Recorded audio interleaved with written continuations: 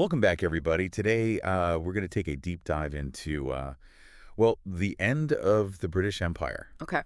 You know, it's fascinating because this empire, it covered like a quarter of the globe at one point. Right. Yeah. And then, boom, it's just gone. So we've got a ton of sources that we're going to be going through today. Yeah. We've got historical analyses, we've got economic reports, and we even have some personal stories Oh, wow. from folks who actually lived through, the fall of this huge empire. Yeah. And our goal today is to really understand, the why. Why did it collapse? It's interesting, because there wasn't like one single reason or event that brought the empire down. Okay. It was really a whole bunch of factors, some of them brewing for decades, Okay. and then others that were kind of sped up by world events. I see. So, yeah, it's a pretty complex story. Right. Well, let's start with one of those factors that you mentioned. Sure. Yeah. This idea of rising nationalism within the colonies. What was going on there? Okay, well, imagine this. Imagine that, like, generations of your family have been told what to wear, Okay. what to eat, what to believe by someone who lives thousands of miles away. Yeah. That's basically colonialism in a nutshell. Yeah. Yeah. And nationalism is like, it's this natural human desire, this need to govern yourself, Okay. to shape your own destiny. So it's no surprise this feeling started bubbling up in the colonies. Okay. So that makes sense. But how did this desire for self-determination, Right. how did it grow strong enough to challenge this massive empire? Well, World War II actually played a big part in that. It's kind of ironic. Really? Yeah, Britain, while they were fighting against oppression in Europe, Right. they also encouraged patriotism in their colonies to get support for the war effort. Yeah. So it was like a double-edged sword. Oh, I can see how that might backfire. Exactly. These colonies, they sacrificed during the war. Right. And they realized, hey, we're capable of governing ourselves. They had a taste of freedom. Yeah. And, well, they wanted more. They got a taste of it, and they wanted the whole meal deal. Exactly. Okay, so can you give us a specific example of how this actually played out? Sure. India, with Mahatma Gandhi's leadership, is a perfect example. Okay. His movement was incredible. He combined peaceful resistance with this really powerful appeal to national pride. Yeah. And Gandhi mobilized millions of people to demand their rightful place on the world stage. Wow, that's a really great example. Yeah. It shows, how deeply this idea of nationalism resonated in these colonies. Absolutely. But it wasn't just about, sentiment, right? Right. There were some practical challenges that Britain faced in maintaining this empire, Oh, yeah, for sure. especially after World War II. What were some of those? Yeah, you're absolutely right. The war was devastating for Britain, Okay. both financially and physically. They poured a ton of resources into the war effort, and their economy was left very vulnerable. Well, it's like spending all your savings on something Yeah. and then having to borrow money from friends just to, stay afloat. Yeah, I gotcha. So Britain was already kind of in this weakened state, Right. even before these independence movements really gained momentum. Yeah. So how did that weakness affect their ability to, actually control these colonies? Okay, well, think of it this way. Imagine you're used to being the strongest person in your neighborhood. Okay. You might get away with certain things because nobody challenges you. Right. Yeah. But then let's say you get injured, suddenly people might start testing you. Oh, I see. So the colonies, they saw this vulnerability and they thought, Right. okay, now's our chance. Exactly. They knew Britain was in a tough spot, and they seized the opportunity. I gotcha. So World War II. Yeah. It didn't just weaken Britain, it also emboldened these movements across the globe. Exactly. Yeah. It exposed a weakness that they were quick to capitalize on. Okay, so we've got this rising nationalism in the colonies. We've got a Britain that's weakened by war. Right. But there's got to be more to the story. Okay. Wasn't maintaining an empire incredibly expensive? Oh, absolutely. You're hitting the nail on the head there. Even in the best of times. Yeah, running an empire, it's like owning this massive house with never-ending bills. Okay.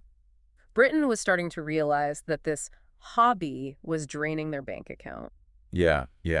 So give us an example. What kind of costs are we talking about here? Okay, so take the railway system in India. It was a huge project. Right. Incredible engineering. Yeah. But the cost for Britain was massive, and that's just one example. Yeah. There were tons of infrastructure projects, military deployments, administrative costs. Right.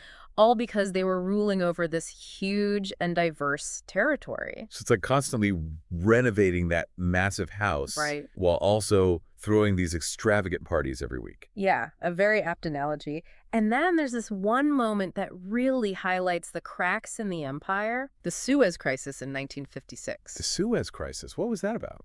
So in 1956, Egypt, they wanted to assert their sovereignty. Okay. So they nationalized the Suez Canal, Okay. which was this vital waterway for global trade. Right. Britain, along with France and Israel, they tried to seize control back by force. Oh, wow. That sounds like a risky move. Did it work? Not even close. They faced international condemnation and they had to withdraw. Oh, wow. It was a real blow to their image. Okay, so this wasn't just about money problems anymore. This showed that Britain's global influence was declining. Exactly. The Suez Crisis was a huge turning point. It showed the world, and maybe even Britain itself, Yeah, that the empire wasn't the superpower it once was. we're starting to see how all these pieces fit together. Rising nationalism, the impact of the war economic realities. Right. But there's another piece to this puzzle, isn't there? What about the people back in Britain? Did their opinions on the empire start to change? Absolutely. That's a key part of the story. Okay, well, let's dive into that. Yeah, let's talk about it. You mentioned a change in public opinion back in Britain. What caused that? Well, after the war, there was this big shift in thinking about colonialism. Okay, It's kind of like, realizing that hogging all the toys isn't really fair. right. People in Britain, they began to question, was this morally right? So it became not just could Britain keep the empire, but should they? Yeah, exactly. There was this growing sense that things needed to change, Okay, almost like a moral reckoning with the whole legacy of colonialism. I see. And of course, this ethical debate got all tangled up with the economic realities that we talked about earlier. Yeah, that makes sense. I mean, if it's expensive and morally questionable, Yeah. why keep it going? Exactly. And this internal struggle within Britain really fueled the whole movement for decolonization. So we've got rising nationalism, a weakened Britain, and changing morals. Yeah. Are we missing anything? Well, there's one more thing we need to consider. Even before all these big events, seeds of change were already being sown. Hmm. We need to talk about the dominions. The dominions. Remind me what those are again. Think of places like Canada, Australia, New Zealand. Okay. These colonies, they had large populations of European descent, Okay. and they were gradually getting more and more autonomy throughout the early 20th century. So even before World War II and all the economic trouble, the empire was showing signs of, well, decentralization. Precisely. The dominions, they offer a glimpse of what a less centralized British presence might have looked like. Yeah. It suggests that change was already underway. So it sounds like the empire was heading for a transformation one way or another. Right. But there must be some event that really symbolizes the definitive end of the British Empire. Right. You're absolutely right. We have to talk about Hong Kong. Okay. The handover of Hong Kong to China in 1997. Right. It was under British control for over 150 years. That's the definitive end. Wow. It's like returning a borrowed heirloom to its rightful owner after generations. Yeah. It really signifies the end of an era, the acceptance that the age of empire is over. Okay, so we've talked about the causes, the turning points in those early transformations with the dominions. Right. But I'm sure the story doesn't just end there. What happened after? What's the lasting legacy? How does it shape the world today? Well, of course, the end of the British Empire wasn't just about the decline of one power. Yeah. It was the birth of so many new nations, each forging their own path. Yeah. It reshaped global power in ways that we still feel today. And that's where we'll pick up in the final part of our deep dive. Okay, so we're back for the final part of our deep dive into the fall of the British Empire. Yeah. We've talked about the causes and like those major turning points, but I'm curious about the legacy. What impact did this empire actually leave on the world? Well, the British Empire's impact, it's complicated, Yeah. It's a story of progress and exploitation, and the effects are still felt today all around the world. So can you give us like some concrete examples of that impact? Sure. On the one hand, you've got the spread of the English language, Right. legal systems, and even some cultural practices. The British Empire kind of created this blueprint that a lot of newly independent nations used to build their own societies. Okay, so it's kind of a mixed bag, some good, some bad. Exactly. We can't ignore the darker side of the story. Right. The exploitation, the systemic inequalities, the cultural suppression. Yeah. That often came with British rule. For many, the end of the empire wasn't a celebration. Right. It was a time to deal with the wounds of colonialism. It's easy to get caught up in those political changes, but the human cost, Yeah, that's huge. absolutely. To really understand history, we have to look at both the good and the bad. Yeah.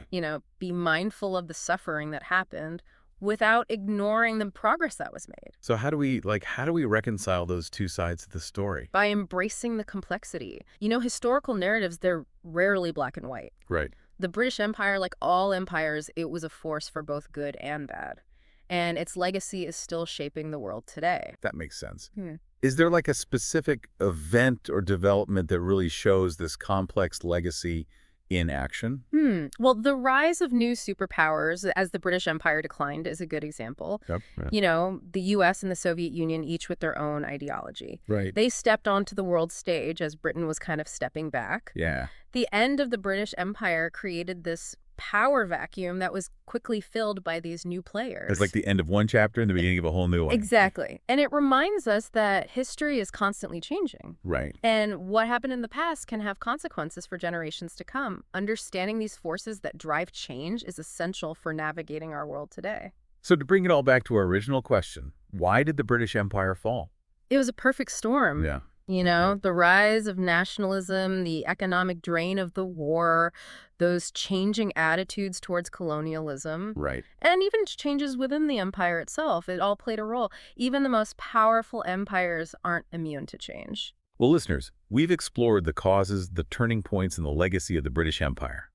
But now we want to hear from you. How did the end of this empire shape your part of the world?